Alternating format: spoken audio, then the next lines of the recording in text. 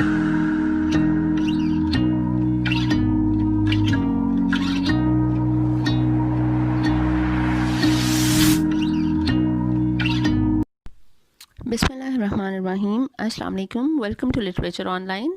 आज का टॉपिक है द क्रूसिबल के बारे में हम बात करेंगे। आर्थर मिलर ने ये प्ले लिखा है। आर्थर मिलर जो हैं वो 1915 में बॉर्न हुए थे एंड 2005 तक ये अलाइव थे। लाइक ही डाइड इन 2005 और द क्रूसिबल इन्होंने लिखा था 1953 में। अब इसका पहले मैं आपको थोड़ा सा बैकग्राउंड बता देती हूँ कि what is the story is about and about the background of Arthur Miller, why he wrote this play and named it the crucible. पहले सबसे क्रूसिबल का टाइटल मैं आपको बताती हूँ। क्रूसिबल का मतलब होता है एक ऐसा vessel in which metals can be heated with heating any impurities are burned away from the pure element. ठीक है, एक ऐसी वेसल होती है जिसमें किसी भी मेटल को हीट किया जाता है। लाइक गोल्ड को हीट किया जाता है कुंदन बनाने के लिए। जैसे सोने को कुंदन बना दिया जाता है वैसे ही उसमें से सारी इम्प्योरिटीज खत्म कर दी जाती हैं और वो एक प्योर फॉर्म में आ जाता है। बिल्कुल इसी तरह ये क्रूसिबल का मतलब है। और इस क्रूसिबल में जॉन प्रॉक्टर जो है वो अपने आप को टेस्टिफाई करता है, ठीक है, और वो सेक्रीफाइस करता है अपनी लाइफ अपनी सच्चाई पे रहने के लिए, अपने आप को सच्चा साबित करने के लिए, ठीक है, कि वो इन चीज़ों पे विच हंट वगैरह पे यकीन नहीं करता। अब इसका जो बैकग्राउंड है, जो तो क्रूसिबल है, स्टोरी बेसिकली विच हंट के बारे में है। द विलेज ऑफ सैलम जो था, सैलम विलेज में 1692 में सैलम में विच ट्रायल्स हुए थे, ठीक है, उसकी ये सारी स्टोरी चल रही है। ये विच ट्रायल्स क्यों हुए थे? जो सैलम था विलेज, उसमें जो थे प्योरिटन्स रहा करते थे। अब प्योरिटन्स कौन है? प्योरिटन्स के बारे में आपको पता होना चाहिए कि प्योरिटन्स का एक ख़ास लाइफ स्टाइल था कि वो कहते थे कि सादा कपड़े होने चाहिए, लाइक ये ब्लैक एंड वाइट हों, ठीक है, विग्स और डेकोरेशन और बन्ना ठन्ना नहीं होना चाहिए। लड़कियां बिल्कुल सादा कपड़ों में होनी चाहिए, बाल बंधे हुए होने चाहिए। जिस तरह वो एक अलग से यूरोप था, ठीक है, उसमें बहुत ज़्यादा मॉडर्निज्म आ रहा था, बहुत ज़्यादा मॉडर्न और तैयारी शारी और कर्ल बालों को दिए जाते थे और जो है वो आपको मेकअप शेकअप जिस तरह हल्का हल्का सा आपको अपनी जो है वो टेक केयर करनी पड़ती थी लड़कियों को। ये लोग उस हर चीज़ के ख़िलाफ़ थे। ये गैम्बलिंग के ख़िलाफ़ थे, ड्रिंकिंग के ख़िलाफ़ थे, स्वेयर नहीं करने देते थे। संडेज़ जो है वो इनके जो है वो डे ऑफ रेस्ट हुआ करता था, उसमें ना कोई काम करता था और ना ही कुछ और, ठीक है, कोई खेल भेल नहीं होती थी। और ये इस मामले में स्ट्रिक्ट थे। दीज वर देयर रूल्स कि अगर कोई इनको फॉलो नहीं करेगा तो वो हम में से नहीं होगा। वो ये काफ़ी ज़्यादा रिजिड थे अपने इन रूल्स को लेके। और थिएटर्स वगैरह के ये बहुत ज़्यादा खिलाफ थे एंटरटेनमेंट के, ठीक है। ये जो प्योरिटन्स थे इन्होंने इंग्लैंड छोड़ा ही इसलिए था और ये अमेरिका में आए ही इसलिए थे ताकि ये अपने जो इन बिलीफ्स जो हैं, अपने जो रूल्स हैं, उनको अलग से फॉलो कर सकें और कोई इनको रोकने टोकने वाला ना हो और कोई इन पे क्रिटिसिज्म करने वाला ना हो। तो इन्होंने एक किस्म का अपना एक डॉक्ट्राइन ऑफ द इलेक्ट बनाया। इसमें यह था, ये डॉक्ट्राइन ऑफ द इलेक्ट क्या था? That person might be chosen by God to become one of the elect and people who would receive divine salvation. ये जो इलेक्टेड बंदा होगा वो होगा जो people who would receive divine salvation. और इस कॉन्सेप्ट को ये लोग प्री डेस्टिनेशन या फॉर ऑर्डिनेशन भी कहा करते थे। लेकिन an individual could never tell whether he was among the elect. Therefore, he lived a righteous life as is to be prepared for being elected when the day came. जिसने elect होना है उसको नहीं पता कि वो हुआ है या नहीं हुआ। कि हर इंसान को अपनी ज़िंदगी इतनी ज़्यादा राइटस तरीके से गुजारनी है कि वो उसको सैल्वेशन मिल सके, ठीक है। ये कुछ इस किस्म की इनकी सोसाइटी थी। प्यूरिटन्स बिलीव करते थे कि ऐसी गवर्नमेंट पे जो कि चलाई जा रही हो, सिर्फ चर्च चला रही हो, लाइक पोप चला रहा हो, फादर चला रहा हो, एक ऐसी गवर्नमेंट, एक ऐसा शहर जिसको सिर्फ चर्च जो है वो रन कर रही होती है, ठीक है। जो आम आदमी है या कोई और चीज़ें लोग हैं वो इसमें इंटरफेयर नहीं कर सकते। They have to follow what the church is saying, ठीक है। और इसीलिए ये जो सारे प्रॉब्लम्स हुए कि लड़कियां जो है वो वहाँ से भाग के डांस करने जा रही हैं या फिर कुछ और जो सीन हुए हैं इस ड्रामे में, वो इसी वजह से हुए कि लोग इन चीज़ों से तंग थे। वो हर बंदा, वो आपको पता है कि कुछ लोग जो हैं वो नहीं फॉलो कर पाते हैं, उनको थोड़े से जो है वो चेंज चाहिए होती है। जब चेंज का नाम आएगा तो ये जो प्यूरिटन्स हैं ये उस चीज़ को टॉलरेट नहीं करते थे। They could not tolerate change. और जब चेंज का नाम आता था वो इसको क्या कह देते थे कि इस पर डेविल ने इसको ऑक्यूपाई कर लिया, ठीक है। इसीलिए यही अब जो है वो ये डेवलिश हो गया, ठीक है। इसके ये जो अब इसके इसमें अगर ये डेविल ने इसको ऑक्यूपाई कर लिया तो अब ये डेविल जो है ये दूसरों को भी इंटैक्ट करेगा, ठीक है।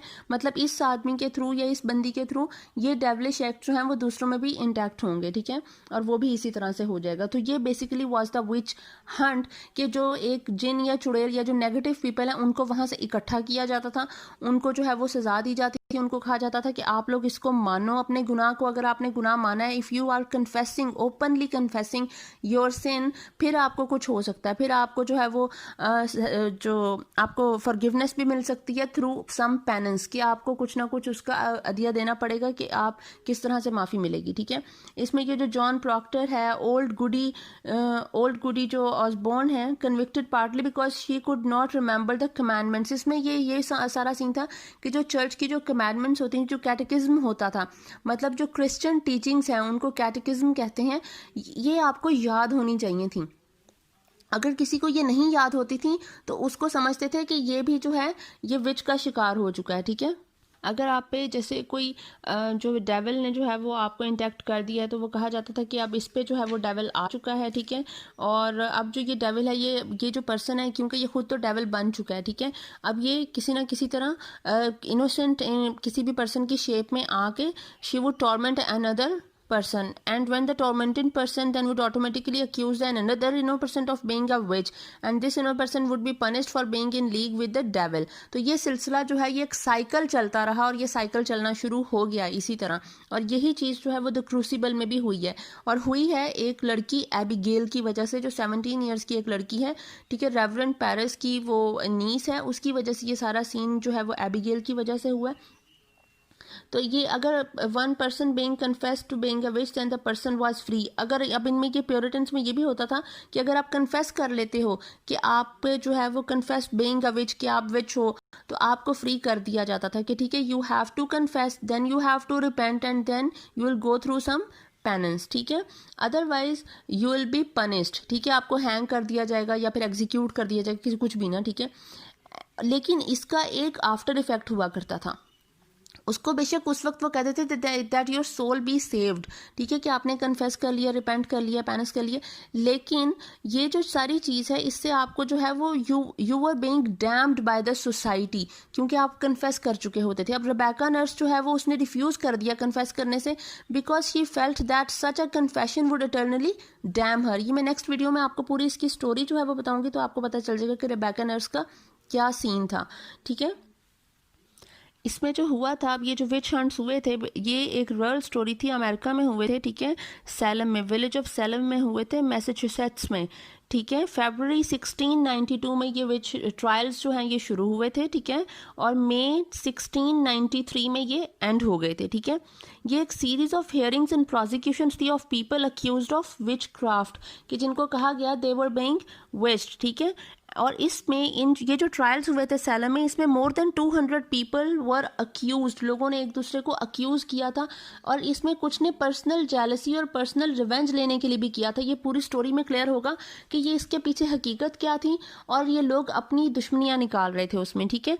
एंड 30 फाउंड गिल्टी, 30 को गिल्टी फाउंड किया गया कि हाँ दे वर रियली बीइंग विच्ड, ठीक है, दे वर परफॉर्मिंग सम विच क्राफ्ट, ठीक है, एक्ट्स, और 19 वर एग्जीक्यूटेड, 19 पीपल वर हंग, ठीक है, due to the accusations of by others, ठीक है।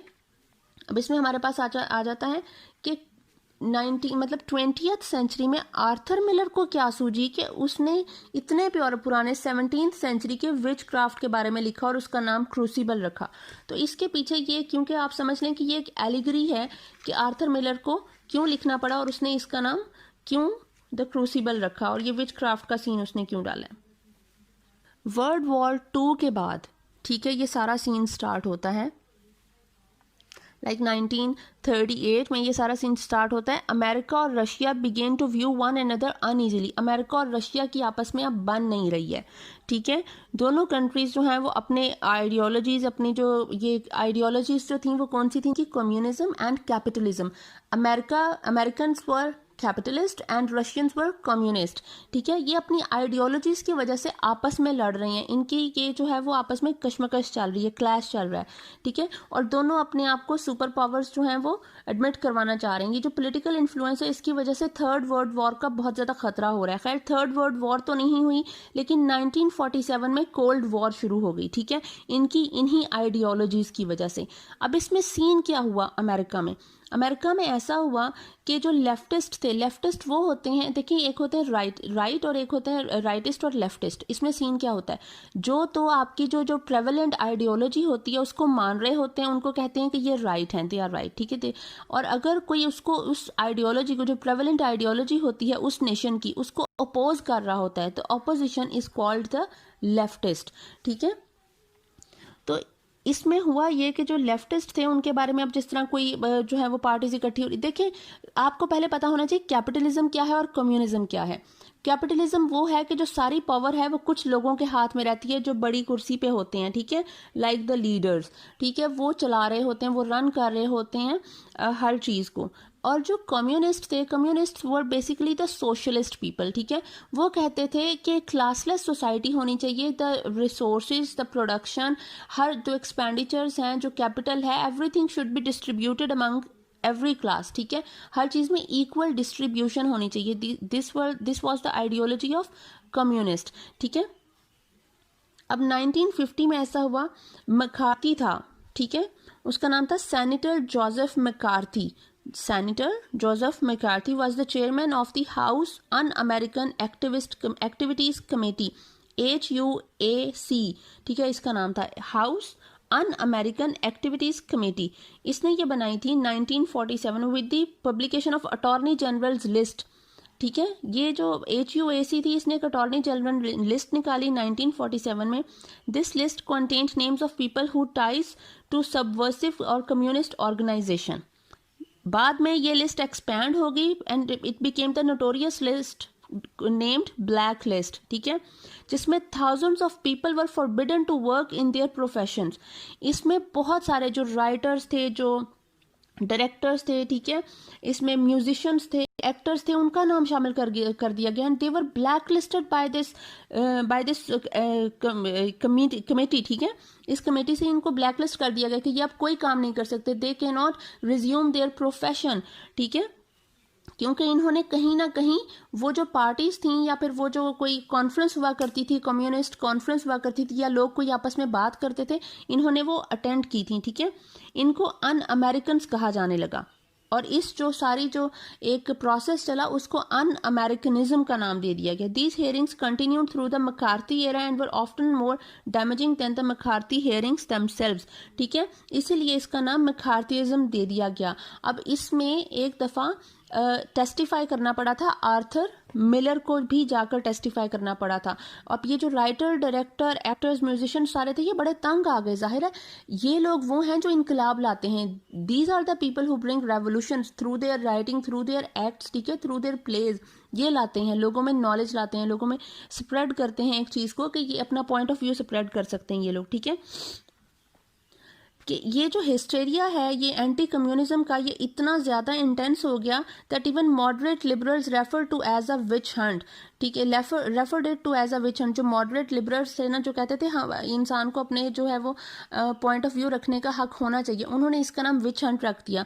कि जो कुछ 1692 में विलेज ऑफ सैलम में हुआ था, विच ट्रायल्स हुए थे, ये मैकार्थी हेयरिंग्स जो हैं ये बिल्कुल वही चीज़ ही अब हो रहा है। ठीक है, इसके बारे में अब जो आर्थर मिलर है वो कहता है कि होता कुछ ये था, इसमें कुछ सीन ये था, अगर एक बंदा रिफ्यूज कर देता तो to answer he could be arrested, उसको अरेस्ट कर लिया जाता था कि तुमने रिफ्यूज क्यों किया, you have to answer the questions ना, you have to testify yourself. अगर एक बंदा डिनाई कर देता था चार्ज के नहीं ऐसा कुछ है ही नहीं है, तो he would be asked to prove his innocence by giving the names of those who did have communist connections. अगर कोई कहता था कि मैंने ऐसा कुछ नहीं किया तो उसे कहा जाता था अपने आप को प्रूव करो किसी ऐसे बंदे का नाम लेकर जिसको तुम समझते हो कि वो इनमें शामिल होगा। अब लोग अपनी दुश्मनियां निकालने, अपने रिवेंज के लिए अक्सर इनोसेंट पीपल का नाम देते थे जबकि उन्हें पता नहीं होता था। खुद को प्रूफ जो इनोसेंट साबित करने के लिए किसी दूसरे को विक्टिम बना देते थे। तीसरी बात इसमें होती थी, if a person confess to having once attended a leftist meeting और contributed to a leftist cause, then he was asked to show that he had reformed by naming others who had attended that meeting or worked for that cause। ठीक है, अब ये होता ये था कि अगर कोई बंदा जो है वो कह देता था कि हाँ मैंने एक दफ़ा किया था but I am reformed now, ना कि मुझ पे असर नहीं पड़ा और मैं दोबारा से अमेरिका के साथ ही हूँ, आई एम अ कैपिटलिस्ट ना, तो उसको क्या कहा जाता था कि ठीक है उस मीटिंग में तो गए थे ना, बताओ सबके नाम बताओ। अब अगर वो नहीं बताएगा तो फिर वो फंसेगा, उसको अरेस्ट कर लिया जाएगा। अगर वो बताएगा तो फिर वो फंसेगा क्योंकि अब आगे साइकिल चलेगा, सिलसिला चलेगा और वो जो नाम लेगा उन लोगों को बुलाया जाएगा उन चीज़ों के लिए। ठीक है, तो ये McCarthyism was basically called witch hunt. That's why he took the story from witch trials of Salem। ठीक है, और इसको इसने नाम दिया था hearings were accused of working for the red devil. ये जो कम्युनिज्म का नाम था या विच ट्रायल्स का नाम था, इसको मिलर ने नाम दिया रेड डेविल का। ठीक है, इसको उस वक्त कहा जाता था। इसके बारे में मिलर खुद कहता है, one can only pity them all just as we will be pitied some day, कि हमें इन पे तरस ही आता है, वन कैन ओनली, उन पे तरस ही आता है जैसे हम पे कभी कोई तरस खाएगा। ठीक है, मतलब जिस तरह विलेज ऑफ सैलम के लोगों पे अब हमें तरस आ रहा है, अब हमसे बात के लोग हम पे तरस खा रहे होंगे कि ये हम किस दौर से गुजरे। ये बिल्कुल 17th सेंचुरी वाला दौर हमें 20th सेंचुरी में करना पड़ रहा है, फेस करना पड़ रहा है। The balance has yet to be struck between order and freedom. वो कहता है कि ये ऑर्डर और फ्रीडम में बैलेंस अभी भी नहीं है और ये भी आना बाकी है, इसमें टाइम लगेगा। तो ये कुछ इस तरह, ये इसका बैकग्राउंड है स्टोरी का। इंशाल्लाह मैं नेक्स्ट वीडियो में आपको इसका जो है वो समरी बताऊंगी तो आपको स्टोरी और क्लियर हो जाएगी। लेकिन अगर बैकग्राउंड क्लियर हो गया तो आपको ज़्यादा अच्छे से अब समझ आ जाएगी कि उसने सीन क्या लिया है। उसने 20th सेंचुरी के सीन को एलिगोरिकली प्रेजेंट किया है 17th सेंचुरी के विच ट्रायल से। ठीक है, आई होप आपको समझ आ रही होगी। Thank you so much.